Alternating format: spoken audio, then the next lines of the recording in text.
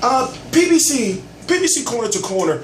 It is not HBO 24/7, and it is not all access. What PBC Corner to Corner is, it's an hour special that comes on about a week or, you know, a little bit over a week before the Premier Boxing Champions events on NBC. Now, what it is it's an hour-long special focusing on this particular episode was focusing on Danny Garcia, Lamont Peterson, which is the main event, non-title fight for 143-pound catchweight, and then Andy Lee versus Peter Quillin for the WBO 160-pound title. Andy Lee, new champion at 160 pounds WBO. Peter Quillin fighting for the belt that he vacated last September, if I'm correct, and didn't fight Matt Korobov, a fight that he could have won.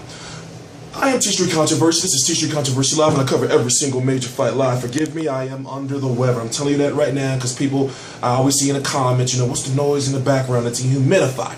Okay? So, let's start with Peter Quillin versus Andy Lee. Andy Lee reminds me of like a video game fighter to the point where, you know how like if you fight like playing like Street Fighter or like Mortal Kombat, and you know they you know the energy bar gets real low, and you know they be dizzy or something, like, you know, like finishing.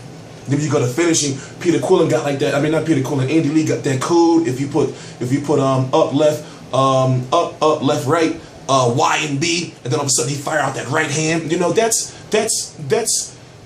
Andy Lee to me. Meaning that Andy Lee is his most dangerous under duress. His most dangerous in stressful situations. So during those times when you're whooping Andy Lee's ass and you're thinking that you're about to stop him, that's when that right hand comes out of nowhere. So Andy Lee is one of the guys that you always have to be careful with. What is he? 34-2. 2 losses, one against Brian Vera and Julio Cesar Chavez Jr. Brian Vera, he advanced, so really the only loss in his career is against Julio Cesar Chavez Jr., which he was winning earlier in the fight. But guess what he tried to do? Remember, Andy Lee went out of his plan. Andy Lee can be a very good boxer. He has good boxing skills, but he went outside of his plan when he fought Julio Cesar Chavez Jr.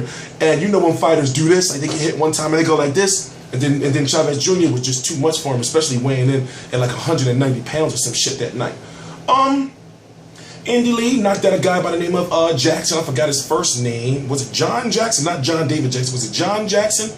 In a fight which he was losing. And then he put the guy to sleep, Andy Lee. Matt Korobov, a fight where he was losing. Andy Lee was out boxing him. What did he do? He knocked Matt Korobov out.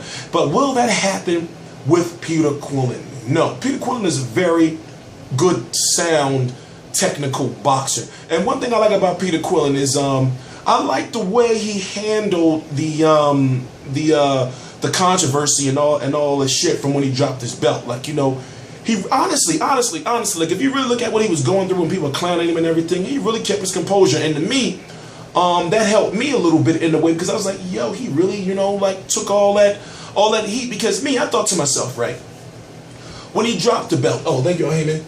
When he dropped the belt, I was thinking to myself, like, there's got to be some type of plan. I said, this man's not going to just drop his belt and it not be no type of plan. So I thought, well, maybe him versus Danny Jacobs for the WBA regular, you know. And then we saw that some maneuvering was done. He was able to get a shot at the title. Now, according to Billy Joe Saunders, who is the WBO mandatory, by the way, he's going to be fighting soon.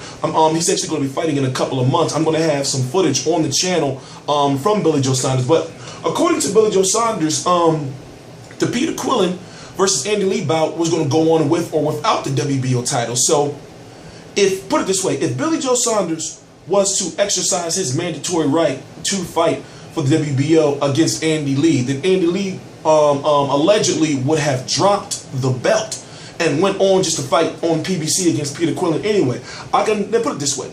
I'm glad Andy Lee kept his belt. Remember, that part is just speculation. You know, Billy Joe said from his understanding, that's what he thought what was going to happen, or what he heard what was going to happen. And when it comes to fighting on PBC, remember, you're fighting on national television in front of an audience of 3 million plus. Robert Guerrero, Keith Thurman card did, I believe, like closer to 3.5 million. So I'm expecting this card to, you know, be a little closer to 4 million in views. Biggest audience that Lamont Peterson, Danny Garcia, Andy Lee, and Peter Quillin ever fought on in front of their lives. Also, Andy Lee is getting so much American exposure, more than he's never had in his career, because remember, He's been fighting on HBO. He's been fighting on top rank undercards. To whereas in now, with this fight, by the way, he's a DeBella guy. With this fight, he's getting all that American exposure. For example, being on PBC. You know, he's getting that exposure. Can Andy Lee win? Yeah, he can win. But honestly, you know, I got Peter Quillin, you know, outboxing. And think about this. It wasn't until after I saw the Golovkin versus Martin Murray fight where I thought to myself, yo, honestly, go back and watch the Martin Murray fight. I thought to myself, yo, Peter Quillin really has a good chance to defeat Gennady Gennadievich Golovkin. Because we saw that if Martin Murray just had a little bit more pop on his punches, Golovkin's onslaught or his pursuit would have slowed a little bit. Don't you think? That's just my opinion. But don't you think you got to watch all these fights to understand what I'm saying? But then when you go to the fact that, well, Peter Quillin, by the time he fights Andy Lee, it'll be 9 days before a year since he last took on Lucas Konyetny. You know, and then before that he took on Gabriel Rosado in a fight where it looks like, what round did that fight get stopped? 7th or 8th?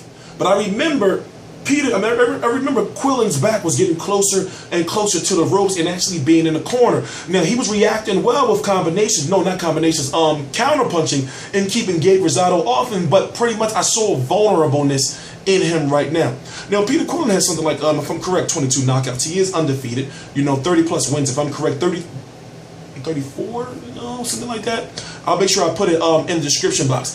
He has a good, put it this way, I want to see him versus Golovkin.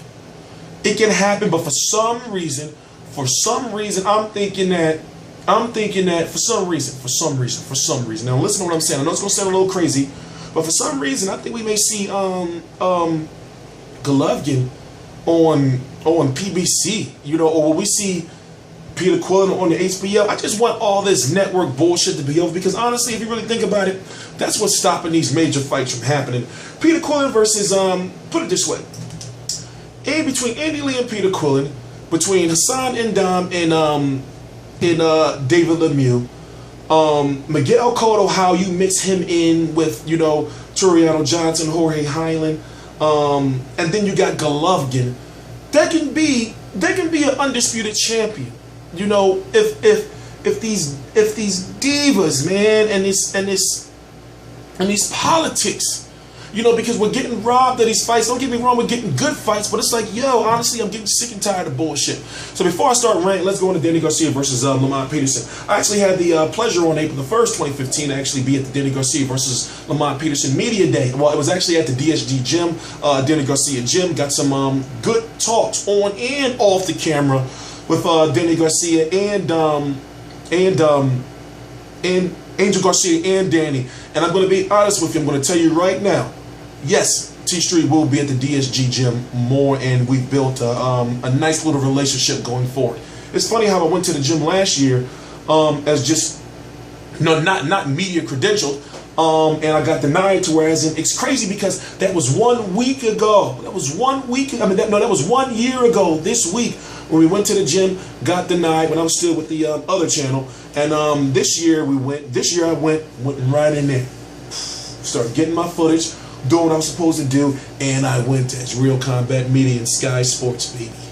So, during my time there, I actually got a chance to you know, like really watch Danny, and you know, looking at his weight, looking at seeing if he was dry, looking at how he was, you know, like what he was drinking, you know, if he was taking little snacks, stuff like that. And honestly, the only issue I have with him is that his feet are a little slow. But then again, it was, you know, it was a media workout section. It was an open workout, and we all know Danny is not the most fleet-of-foot guy. He relies solely, pretty much, not relies, but he can box. He can box. It's in there, but he's a power puncher, pressure fighter. You know, I see him breaking down Lamont Peterson. I see him, and it's just my personal opinion. I see him breaking down Lamont Peterson. But even though I only got 3 minutes left, let me make sure I get this part out of the way, because I don't think I talked about it at the beginning of the video. Corner to Corner is not HBO 24/7. Corner to Corner is not all access. What you notice is, if there's multiple episodes of All Access or multiple episodes of HBO 24/7, if there's a new fighter, someone that's never been on HBO 24/7 or All Access before, what they do is they highlight the fighters' backgrounds. You get to know their families, you get to know their trainers, you get to know where they live, you know, and their training. So, for example, if we were to see Andy Lee, Peter Quillin, Lamont Peterson, or Danny Garcia on another PBC event, expect for them not to focus on that stuff. So look at it like this. This episode is somewhat hard to judge. These episodes are hard to judge because, remember, these are just the first ones. Now, me personally, getting back to the fight, I got Danny Garcia winning. I got Danny Garcia winning by a late KO. From what I've seen, he's just too powerful. If Lamont Peterson was to win, it would be on the cards on some split decision type shit because he just, work rate. But I got Danny Garcia, and right now people are asking, what is Danny Garcia going to do next? So since I got a few minutes left, I had a chance, to talk to him, and I'm going to just round it up, and summarize it basically the best way I can. No Adrien Broner this year.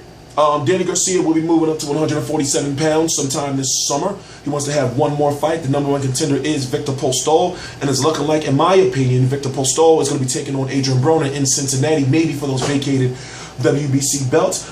Danny has said that he wants to have one more fight at 147 pounds, but if he 140 pounds, but if he did have that fight, then he would have to have that fight at in June or July, maybe even August. But see, it can't be 6, 7, 8 months down the line because of weight issues. They say it was a team decision to have this fight at a catchweight of 143 pounds, but at the same time, then you're saying you can't make weight. So, I really don't know. But in my opinion, in my sole opinion, it's just, thank you, Al Heyman.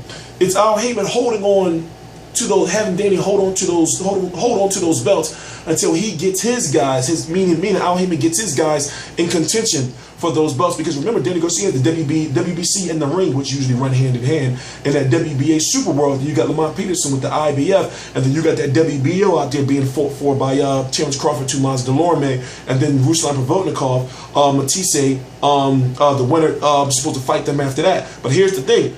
Lucas Matisse is the mandatory for the WBO and the mandatory for the WBC at 147 and 140 pounds. So if Matisse wins against Ruslan Provodnikov, Matisse